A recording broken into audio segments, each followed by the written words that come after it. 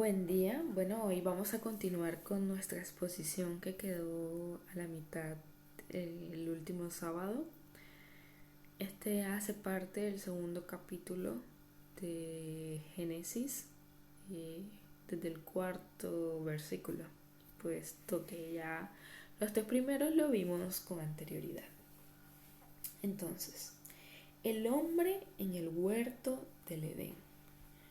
Estos son los orígenes de los cielos y de la tierra cuando fueron creados. El día que Jehová Dios hizo la tierra y los cielos, y toda planta del campo antes que fuese en la tierra, y toda hierba del campo antes que naciese, porque Jehová Dios aún no había hecho llover sobre la tierra, ni había hombre para que labrase la tierra, sino que subía de la tierra un vapor, el cual regaba toda la faz de la tierra.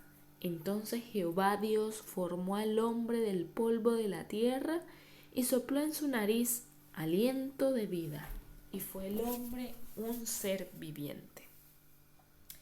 Aquí se nos habla del origen, ¿no?, de los cielos y la tierra. Eh, Esto pone el fin a la genealogía de los cielos y la tierra, una historia dada directamente por Dios a Moisés, que relata los 7 días de la creación, como hemos visto hasta ahora. Esto era algo en que, como pudimos ver, ningún hombre pudo testificar, sino que se considera que fue eh, inspirado, ¿no?, por Dios o narrado por Dios a Moisés. Aquí se hace uso por primera vez en la Biblia, ¿no?, del nombre Señor y Jehová, que simboliza la provisión y el sustento.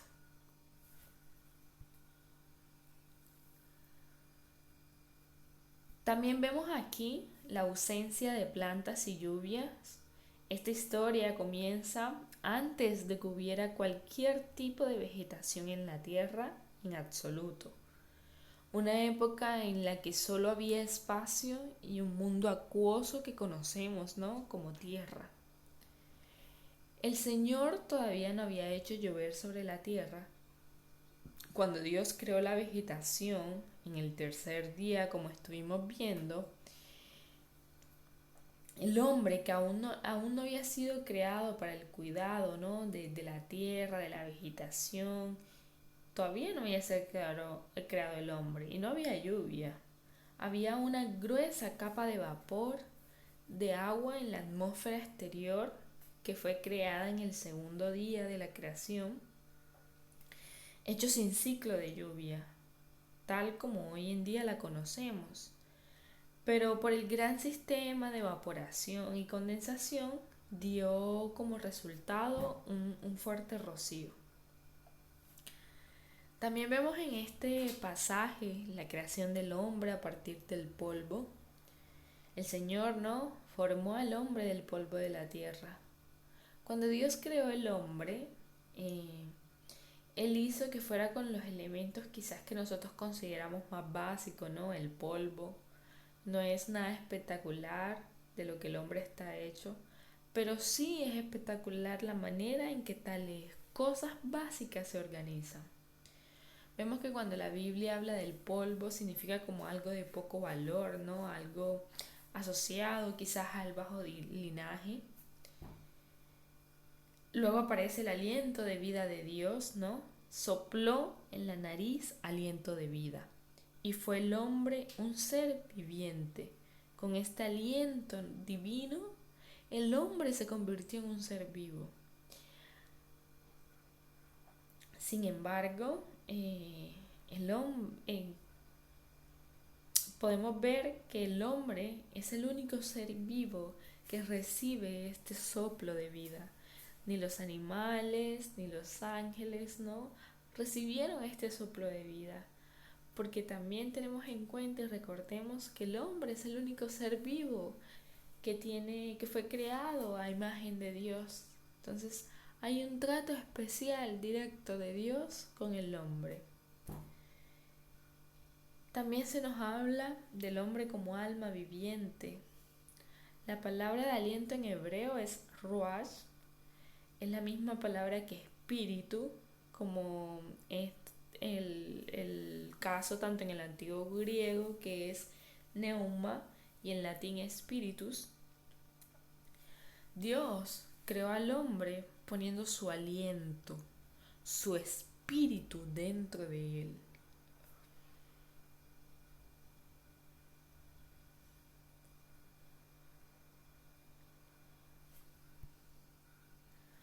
Ahora, Adán en el jardín del Edén.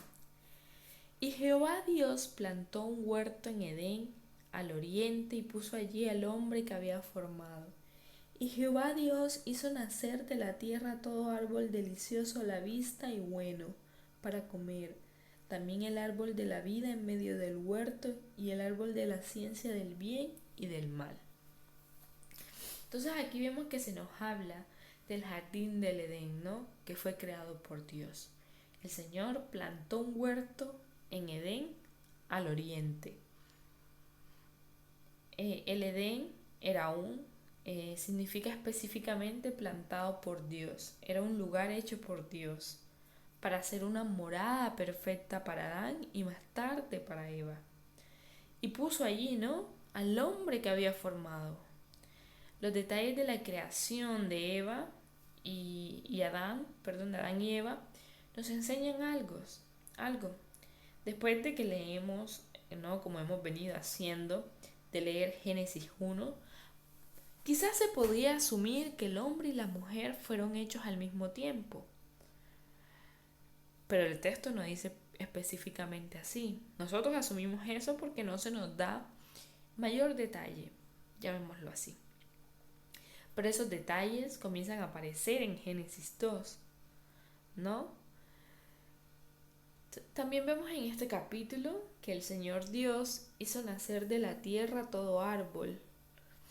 El resto del capítulo 2 de Génesis no presenta ninguna cuenta diferente o contraria a la creación de las que se nos habló en el primer capítulo, sino que se comienzan a notar ciertos detalles que en un primer momento no fueron narrados. También vemos que en el jardín del Edén está el árbol de la vida y el árbol del conocimiento.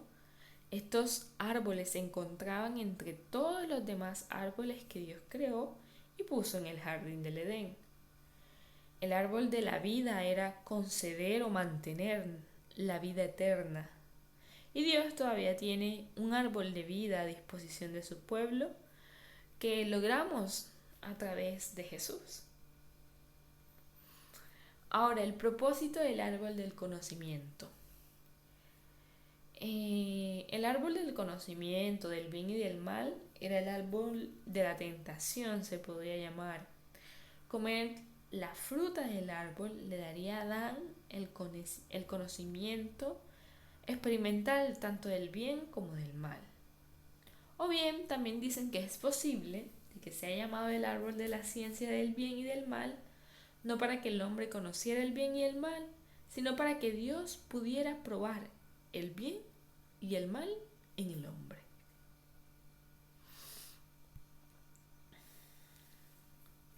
Los ríos en el jardín.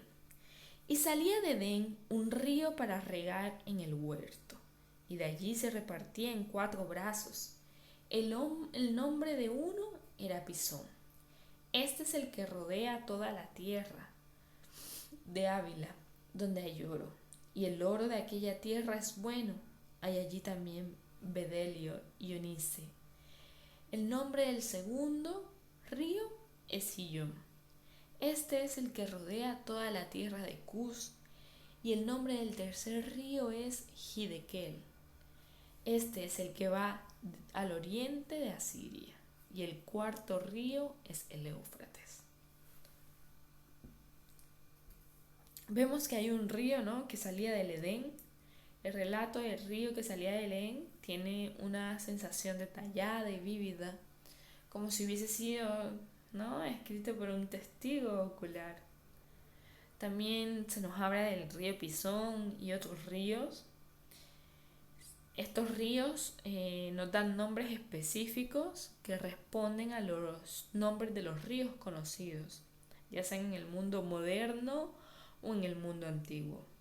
Sin embargo, los nombres de estos ríos no se pueden utilizar para determinar el lugar del jardín del Edén, porque la inundación cambió dramáticamente el pasaje de la tierra y borró estos ríos. Los ríos modernos como el Tigris y el Éufrates, sabemos de estos ríos hoy en día, ¿no? Semejantes al Tigris y el Éufrates, porque algunos ríos en el mundo fueron nombrados después de las inundaciones conocidas por parte de Noé y sus hijos. La orden de Dios a Adán. Tomó pues Jehová Dios al hombre y lo puso en el huerto del Edén para que lo labrara y lo guardase. Y mandó Jehová Dios al hombre diciendo: de todo árbol del huerto podrás comer, mas del árbol de la ciencia del bien y del mal no comerás, porque el día que de él comieres, ciertamente morirás. Adán en el huerto de Edén para trabajar y cuidar. Dios lo puso en el huerto del Edén para que lo labrara y lo cuidara. Dios puso a Adán en el paraíso más espectacular que el mundo jamás ha podido ver después de Adán y Eva. Pero Dios puso a Adán para hacer trabajo, para que lo labrara y lo cuidara. El trabajo es algo bueno para el hombre y fue parte de la existencia perfecta de Adán antes de la caída, no después. Entonces, el estado ideal del hombre libre de pecado no es la indolencia, sin responsabilidad, sino que el trabajo y el deber pertenecen al estado perfecto. El mandato de no comer del árbol del conocimiento. Vemos que Dios le dice a Adán que del árbol del conocimiento del bien y del mal no comerá. La presencia de este árbol, la presencia de una opción para Adán, fue bueno porque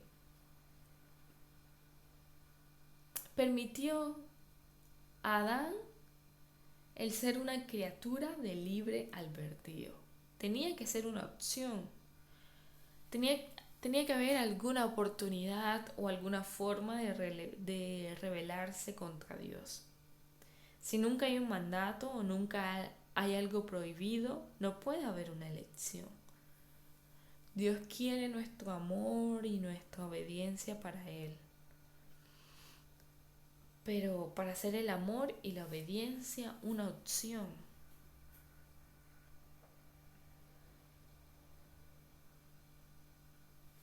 Ahora vemos que Adán tenía una gran ventaja y de que esta era la única manera que pudiera pecar. Pero miremos que Dios hizo originalmente este mandato a Adán, no a Eva, y que todavía Dios no había puesto a la mujer. Consecuencias claras de la desobediencia. En el día en el que comas, ciertamente morirás. Dios no solo hizo un claro mandato a Adán, sino que también le explica las consecuencias de esa desobediencia. Dios crea a la primera mujer. Y dijo Jehová Dios: no es bueno que el hombre esté solo, le haré ayuda idónea para él. Vemos que no es buena la soledad del hombre, no es bueno que el hombre esté solo. Por primera vez, Dios vio algo que no era bueno, que era la soledad del hombre. Entonces vemos que Dios no ha querido que el hombre esté solo, ya sea en un sentido civil o social. También vemos que aparece la creación de la ayuda idónea, ¿no? Dice: le haré ayuda idónea para él. El plan maestro de Dios fue creando una compañera para Adán, haciendo una ayuda idónea para él.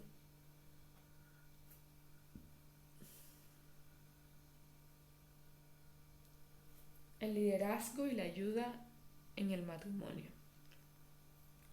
Una ayuda idónea, ¿no? Vemos en referencia a la relación matrimonial, Dios creó a la mujer para ser una ayuda perfectamente adecuada para el hombre.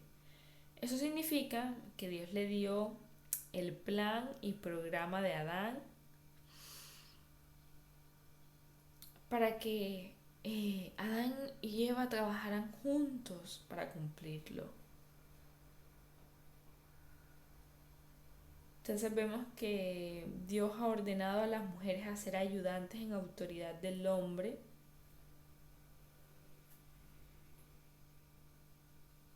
Y también vemos que Dios da al hombre responsabilidad y la rendición de cuentas para ser el líder en la casa, y le da a la mujer la responsabilidad y la rendición de cuentas para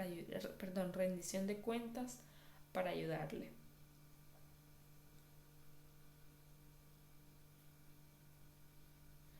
Esto no quiere decir que no habrá ninguna ayuda del hombre, ¿no?, a la mujer, aunque en muchos casos se piense que es así. Esto significa que cuando Dios mira desde los cielos sobre la familia, Él ve a un hombre en el liderazgo. Y un verdadero líder ayuda a los que le ayudan. Solo vemos ayuda, ¿no?, en una posición de inferioridad cuando pensamos como piensa el mundo. Dios considera y ve las posiciones de servicio como las más importantes. Dignidad de la mujer. Una ayuda idónea. La mujer no solo era para ser una ayuda, sino que también le hicieron idónea al hombre. También fue hecha idónea al hombre. Ella, por lo tanto, debe ser considerada y reconocida como tal. Una mujer o esposa no puede ser considerada como una mera herramienta del trabajador, sino como un ser igualitario en la gracia de Dios y un ser humano igual, con diferentes propósitos. No se encontró ayuda idónea para Adán entre los animales. Jehová Dios formó pues de la tierra toda bestia del campo y toda ave de los cielos, y la trajo a Adán para que viese cómo la había de llamar. Y todo lo que Adán llamó a los animales vivientes, ese es su nombre. Y puso Adán nombre a toda bestia y ave de los cielos y a todo ganado del campo. Mas para Adán no se halló ninguna ayuda idónea para él. Vemos que Adán nombra a los animales, ¿no? Dios trajo a los animales para que, y le pidió esa labor, ¿no?, a Adán, para llamar a los animales, y ahí vemos que Adán tuvo la capacidad de nombrar de una forma inteligente a los animales. Esto muestra que era un hombre brillante, dado que en ese momento la inteligencia de Adán no había sufrido aún la caída. Probablemente, aparte de Jesús, claro, ha de ser el hombre más brillante que ha vivido. Y además vemos que Adán fue el primer y más grande de todos los biólogos y botánicos. Diferencia entre Adán y los animales. Y puso a Adán nombre. Adán no nombró a ningún otro animal como a sí mismo. En esto vemos que él entendía que era diferente esencialmente a todos los animales, porque no fueron hechos a imagen de Dios. Pero en ese proceso de nombrar los animales, ve que hay una ausencia de una compañera, porque no se halló ayuda idónea. Él veía, ¿no?, que los animales tenían parejas y él no tenía pareja. Esto lo hizo Dios deliberadamente, ¿no? Que Adán nombrara a los animales para ver su necesidad de una pareja, para que él lo reconociera. Dios usó esto, ¿no?, para preparar a Adán para recibir a la mujer.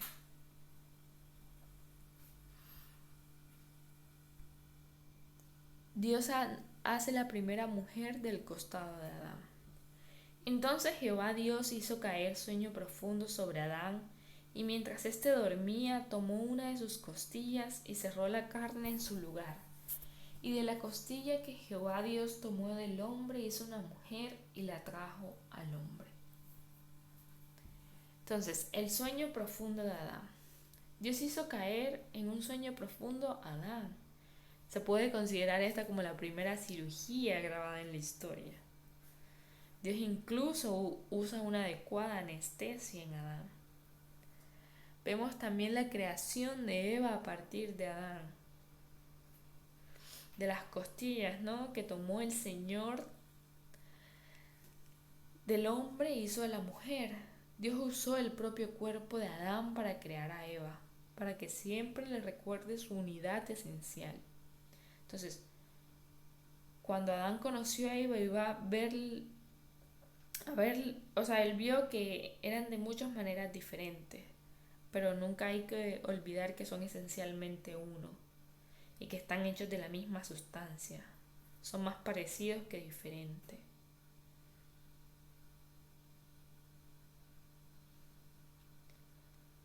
Significado de la costilla.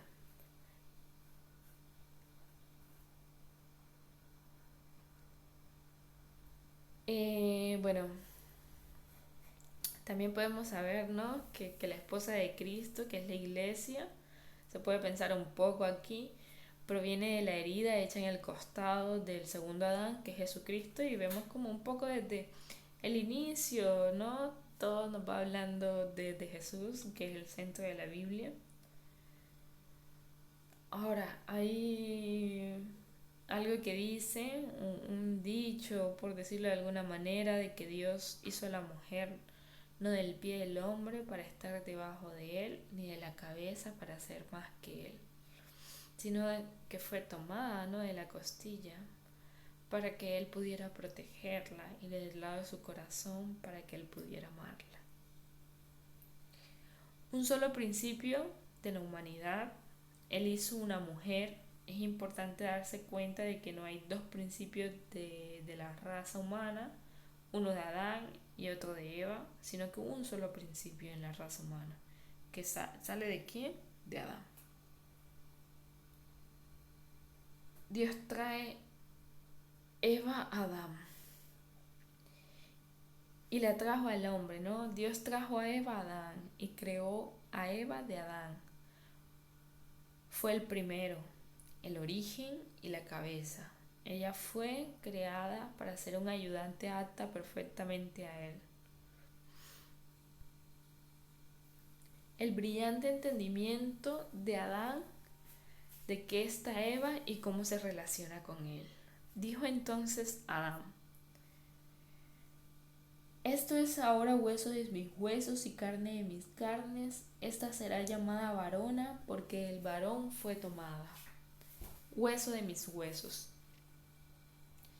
Esta sí que es hueso de mis huesos. Adán reconoció que Eva era tanto como él, hueso de sus huesos y carne de su carne, y no como él, ¿no? Reconoce eso. Carne de mi carne. Adán comprendió la unidad de su relación con Eva. Este punto es importante, ¿no?, porque se hace referencia a él varias veces en el Nuevo Testamento, incluyendo cuando se habla del matrimonio en Efesios, cuando se dice que así también los maridos, ¿no?, deben amar a sus mujeres como a sus propios cuerpos, y el que ama a su esposa se ama a sí, porque nadie aborreció jamás su propia carne, sino que la sustenta y la cuida. Nadie entra en una habitación y busca el asiento más incómodo, ¿no? La preocupación natural que tenemos nosotros mismos nos lleva a cuidar a nosotros mismos. Entonces, en una relación matrimonial sana, el marido se da cuenta de esa unión esencial que tiene con su esposa, que no puede bendecirla sin bendecirle a sí mismo, y no puede maltratarla o descuidarla sin maltratarse y descuidarse a sí mismo.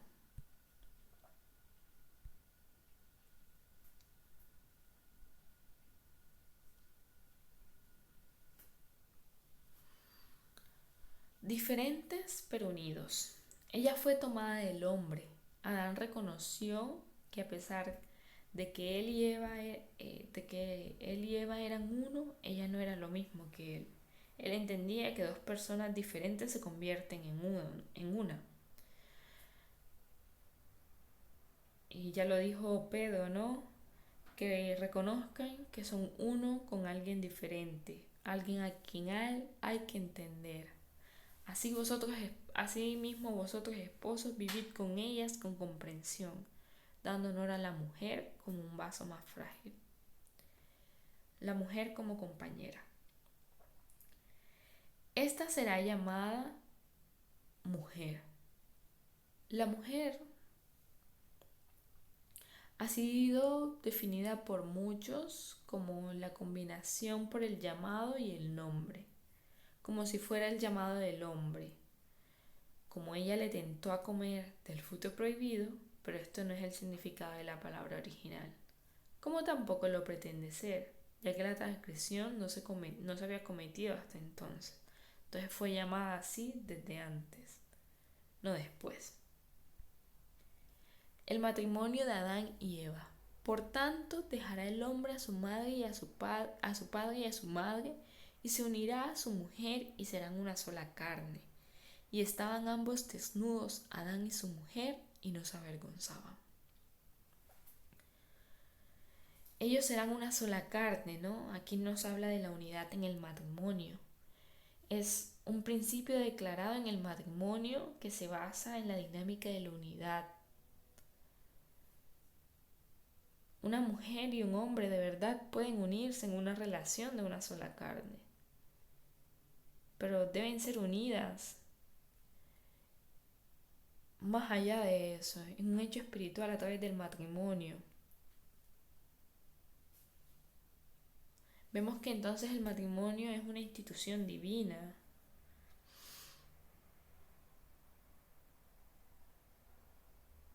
Vemos que desde un inicio se instituye el matrimonio monógamo, el hogar y la familia como un medio básico para la propagación de la humanidad.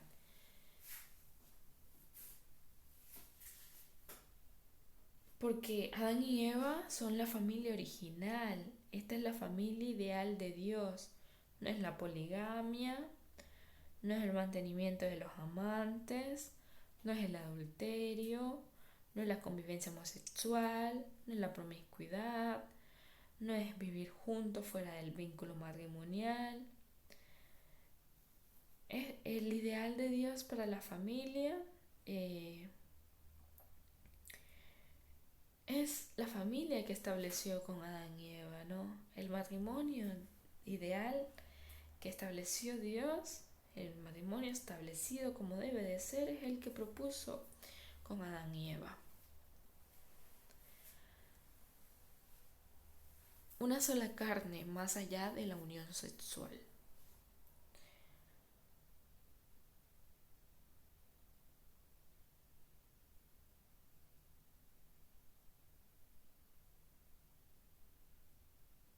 Entonces podemos ver después en algunos pasajes en las cartas a los Corintios que Pablo deja en claro que la unión sexual implica el ser una sola carne, incluso cuando no se tiene esa intención. Cuando un hombre tiene relaciones con una mujer, se vuelven una sola carne. Entonces, si está bajo el matrimonio, lo hacen a partir o bajo la bendición de Dios. Si es fuera del matrimonio, se convierten en una sola carne bajo la maldición de Dios. En este sentido, no hay tal cosa como sexo casual. Todas las relaciones sexuales deben estar bajo la cobertura del matrimonio, bajo la bendición de Dios.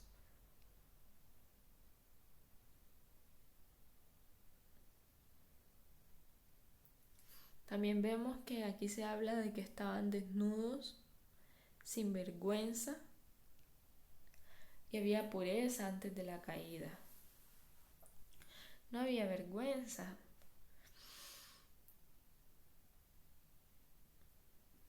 Y la idea de la desnudez también es mucho más que la mera desnudez, ¿no? Tiene la sensación de estar totalmente abierto y expuesto como una persona delante de Dios y del hombre. Estar desnudo y no sentir vergüenza de que no tienen pecado, nada de que avergonzarse con razón, nada de que ocultar. Adán y Eva sabían que eran físicamente desnudos antes de la caída. Lo que no sabían era que una condición pecaminosa daría paso, ¿no?, a sentir esa vergüenza.